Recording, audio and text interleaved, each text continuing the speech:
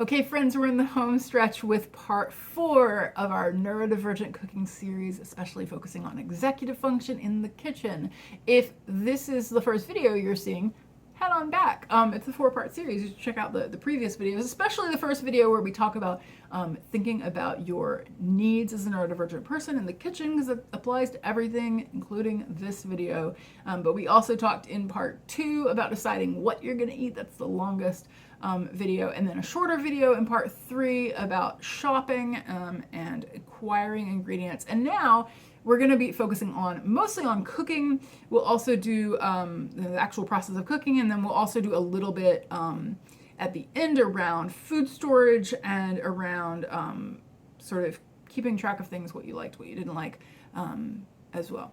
So this is really where we're going to talk about the actual process and some of the executive function challenges that occur once you have a plan and you have the ingredients. Well, now you got to make yourself cook. And I know for me, this is probably the step where I have the most challenge. I don't love grocery stores, but I do love recipes and planning. But I really don't do the best with the actual cooking, which is kind of funny because I think I like to cook, but then I get into the kitchen. So I figured out a lot of sort of ways around this. Okay, so once you are ready to cook, I would recommend that you read the recipe, or if you're doing it on the fly, just go through your plan mentally or write down your plan. And think through the sequence, the order of things you're doing. You know, a lot of us who have different neurotypes that struggle with executive function, we have trouble with working memory and keeping track of what goes where and making it through the sequence. So, you know, it can be really helpful to have the recipe in front of us. But I really like to go through it and then actually rewrite. So I'll often just sit here at my computer, look at the recipe, and I will write the steps in a way that makes sense to me. So, you know, here are some of the things that I think about when I'm reading through a recipe. I'm going to think about scale. You know, depending, and I probably think about this before I go to the store for ingredients, but depending on what you're making, it might be really easy to scale it up and then reduce the number of spoons you need because you're getting more food for the one cooking experience, right? And so if it fits in the same pan or bowl or what have you, it's pretty easy to do, then you may find that you want to just go ahead and cook it and have it ready, especially if you don't really mind microwaving. I don't mind microwaving leftovers. Just make sure that you're going to either eat it or freeze it before it goes bad. So you don't want to, you know, have more than you're actually going to eat, and that it's going to fit in the pan or the pot or the whatever. So for example, I have this favorite spinach loaf recipe that I always double because I know that, you know, it goes fast. I eat it pretty quickly. It's never going to go bad. I can fit twice as much in the same bowl I would use for one, and I already have 2 loaf pans, so that's easy. And then the measurements are actually pretty awkward in the original, so if I double it, it's actually easier to measure. But on the other hand, I tried to double a dip recipe once, thought it was going to be easy, and my food processor was like, why are you putting this much in here? So, you know, decide how much you're going to make. Often the order that a recipe is written in is not that effective. It's not the most effective. So, you know, it might use more dishes than you really need. It might add in kind of idle time that's not necessary. Now this is going to be a thing that depends on your neurotype. And also your physical ability. So I tend to like to make my cooking time as compact as possible. I'm trying to slot things in so that once I get into the kitchen, I'm super efficient. You know, I'm doing it. I'm not stressed. I'm not overwhelmed. I'm not moving too fast, but there's not a lot of pausing, right? I'm doing stuff as I go. I might be doing the dishes while something cooks, depending on what it is. But on the other hand,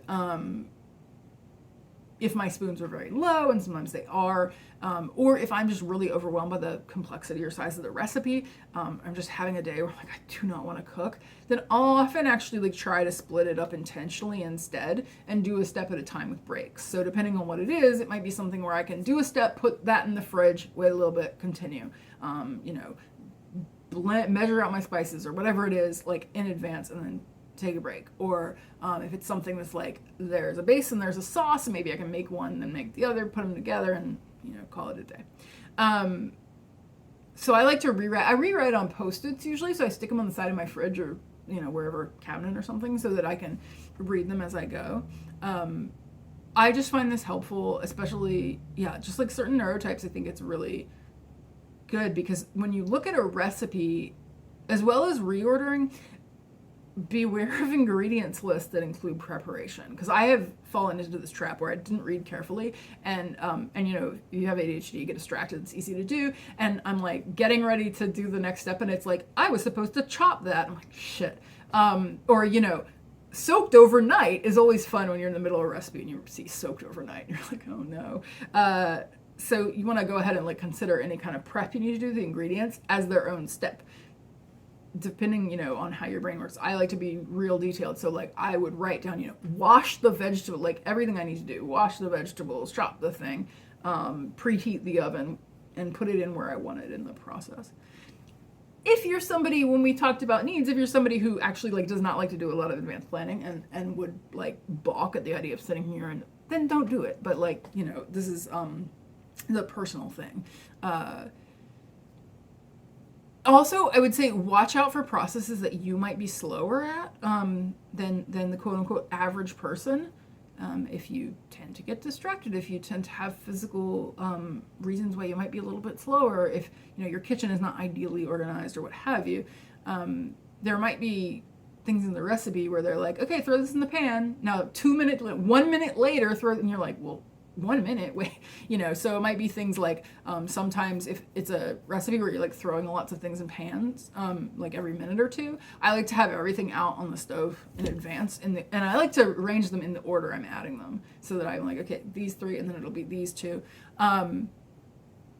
Sometimes I like to remove lids from things in advance if it's a really tight timeline. Often like a recipe will be like 30 seconds on the garlic and then you add everything else. So I'm like, be ready once you put the garlic in.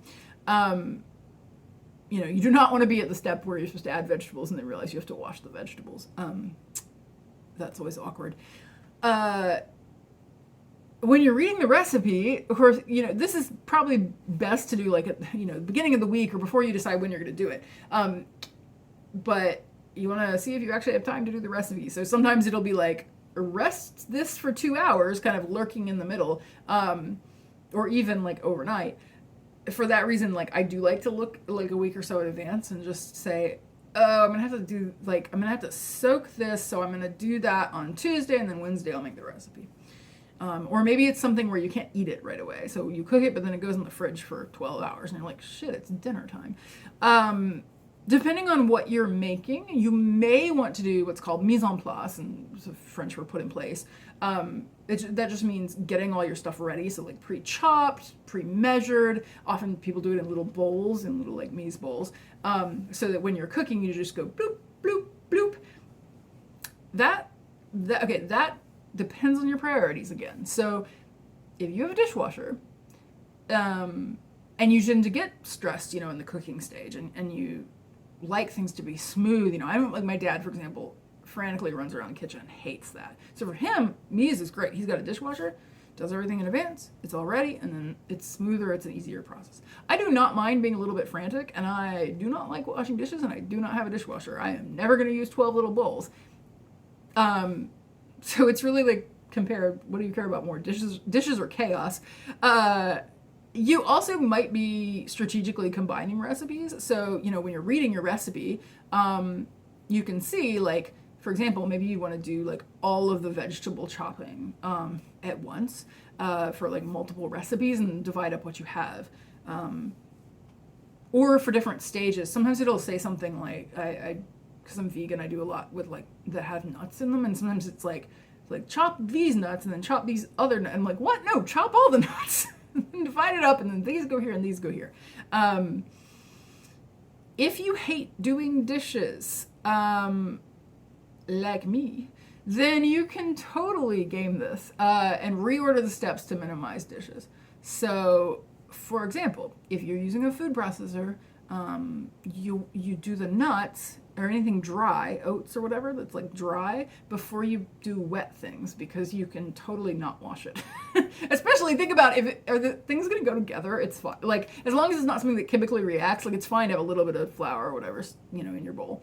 When you're using measuring cups or spoons, similarly, you know, you can think about, okay, dry stuff should go first and then wet stuff, because you can't put the dry usually in the spoon that had wet in it. Or what can you dip versus pouring? So like, you know, if you know you're gonna have to scoop the spoon in, then you want to measure that thing first, because you don't want the dirty spoon to go in, but the dirty spoon can be poured upon. Some people are gonna be like, oh guys, I'm so sorry. If you're watching this and your neurotype includes OCD, I apologize. This might be a little bit upsetting. I should have warned for that. I'm good about hygiene, right? I'm careful, and like I'm not mixing things that aren't gonna go together, but you can sometimes use fractions strategically to avoid washing things mid-recipe when you're doing measuring cups and measuring spoons. So like, you know, if you like have things that are going to be like half a teaspoon, you don't want to rewash the half a teaspoon. You could do 2/4 teaspoon, just a way to get out of washing in the middle. Especially because then you got to dry it for it to go in the thing. If you're cooking something in a nonstick pan, sometimes you can just like wipe it out and cook something else right after that in the same pan. But you want to think about the order, so you could like cook the drier thing first, or the less sticky thing, and then cook the next thing in that same pan. I like putting foil on baking sheets. Every time I use a baking sheet, I would never wash a baking sheet because just put foil on it. I realize environment, I'm sorry, that's probably not great, but yeah, I do the foil and then I can just reuse them. And I can do it quickly. I can just move the foil off.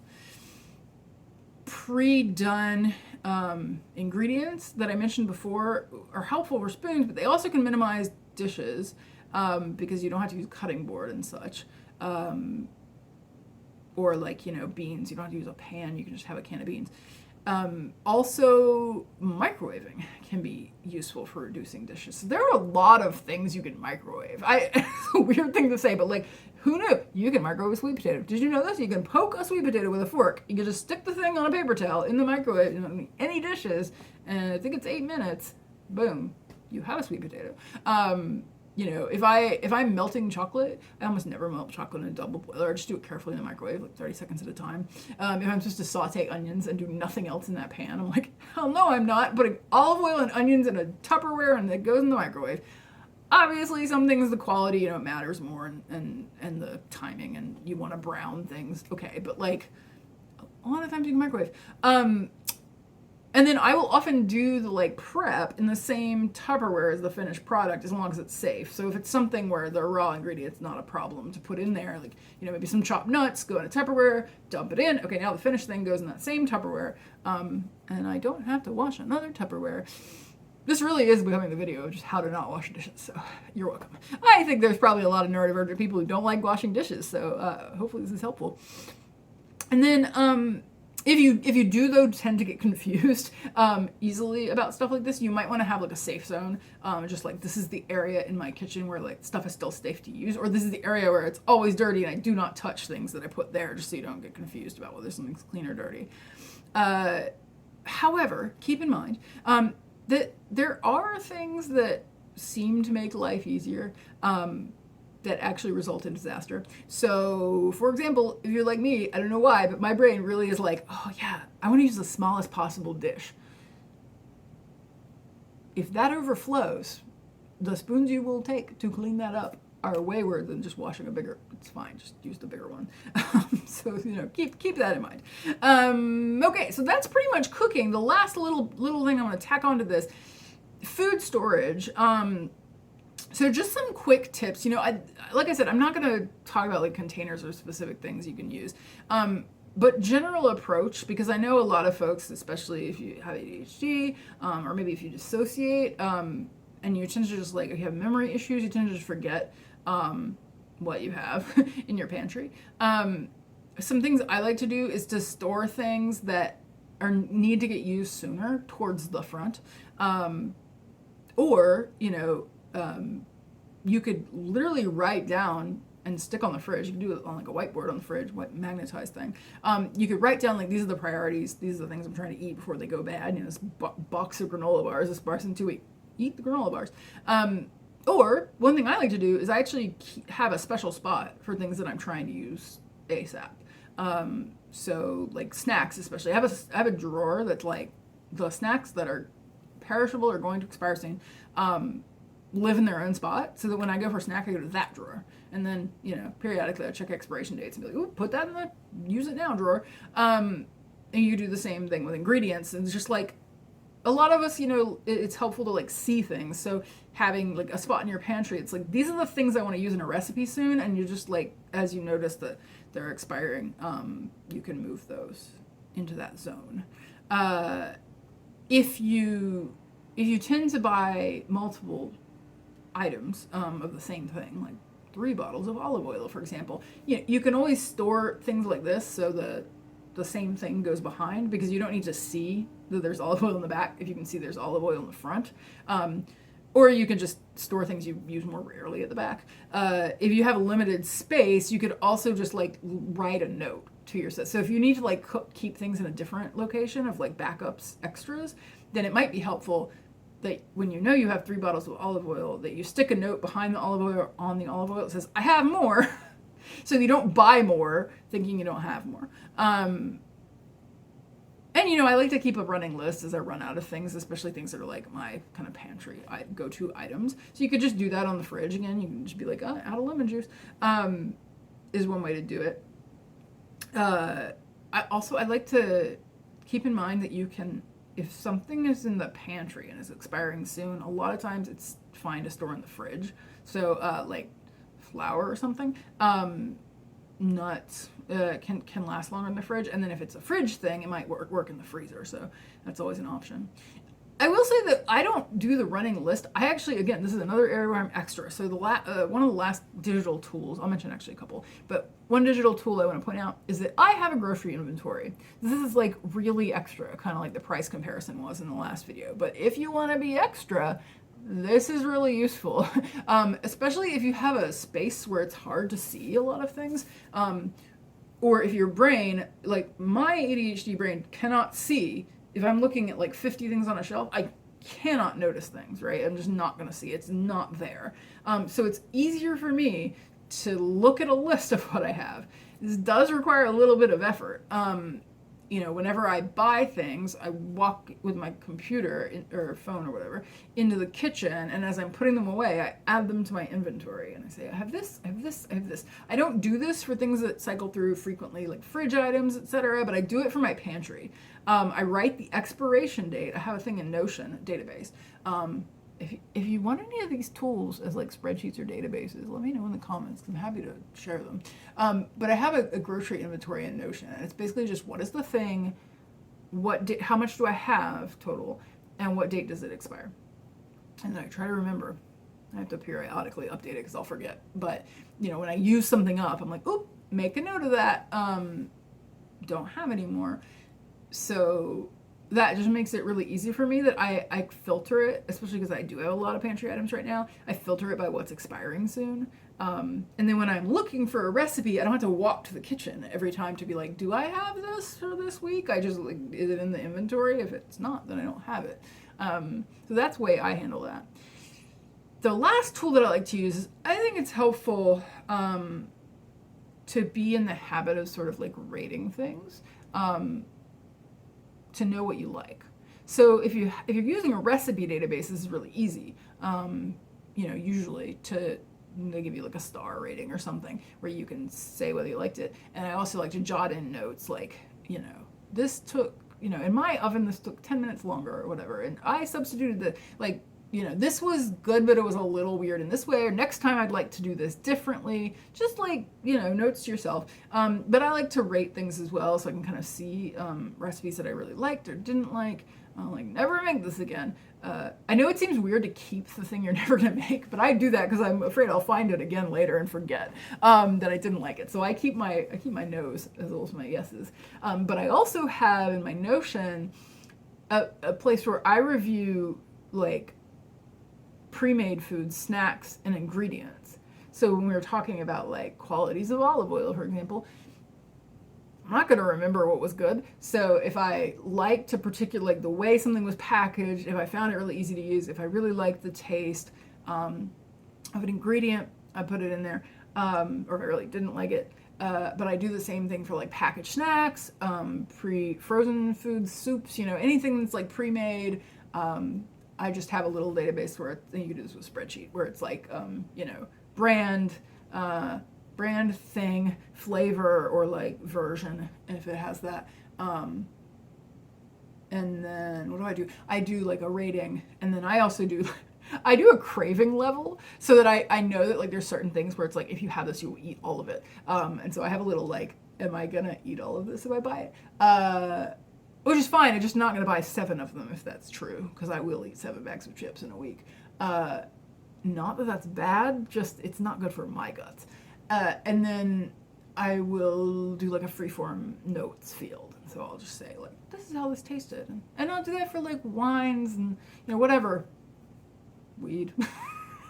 I don't literally keep that in the same database, but you could. So yeah, just having that, and then that way, if I'm like, I can't remember, did I like this? Was this worth the cost? Like, I can just check that, and I do it in Notion because I can access it from my phone. Okay, that is the end of the series. If you enjoyed it, let me know. Let me know if you didn't enjoy it. Let me know what you'd like to see next on this channel or on my blog.